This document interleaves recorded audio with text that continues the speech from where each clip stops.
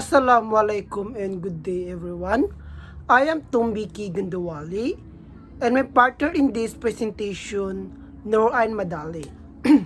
In this video, we will be presenting the Section 101 to 110 of the Local Government Unit. Section 101, Compensation and Remuneration. This section is a part of school board member.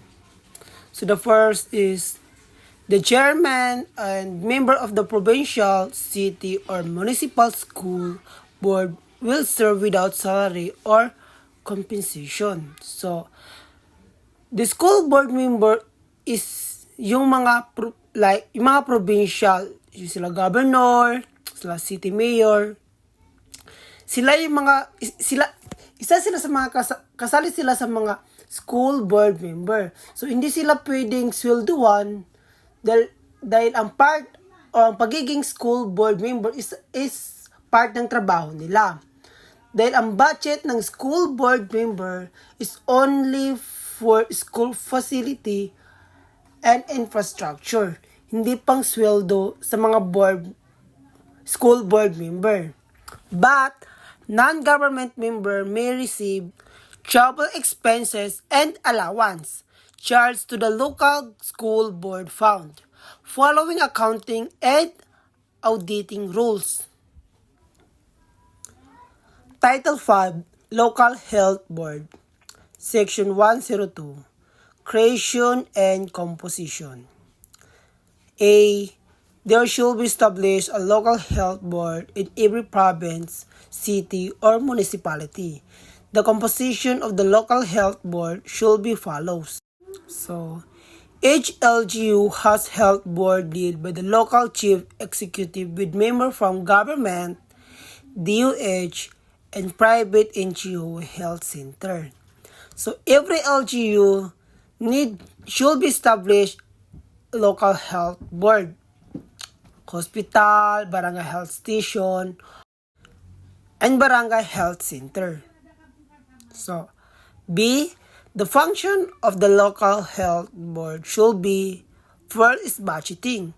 Recommend annual budget for health facilities and services.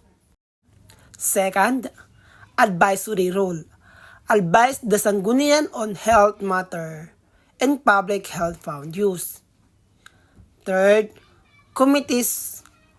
For committees under DOH standard to guide health agencies on personnel bids, compliance, discipline, budget, and operation. Section 103, Meeting and Quorum. Meeting. The board must meet at least once a month or more often if needed. Second, quorum. A majority of members if needed to conduct business. Budget discussion. The chairman or vice chairman must be present. Approval. Budget proposal required to affirmative vote of the majority. Yes, when it comes to meeting or plan, is kailangan mo ng approval o kailangan mo maraming botohan bago ma-approve yung project. Or agree ba sila or disagree doon sa plano. Section 104, Compensation and Remuneration. The Section 101 and Section 104 is same lang po. Section 105, Direct and National Supervision and Control by the Secretary of Health. In times of epidemic, pestilence, or widespread public health danger, the Secretary of Health, with the President approval and consultation with the LGU, may temporarily take direct control of the local health operation. The example of this is yung pandemic. So, di ba, lahat ng LGU or lahat ng lugar sa Pilipinas is nag-quarantine para maging safe yung mga tao. This control can last for up for 6 months. It may be extended if the concerned LGU agree. Section 109, Function of the Local Development Council. The Provincial City and Municipal Development Council should exercise the following function. Formulate long-term, medium-term, and annual socio-economic development plans and policies. Formulate the medium-term and annual public investment program.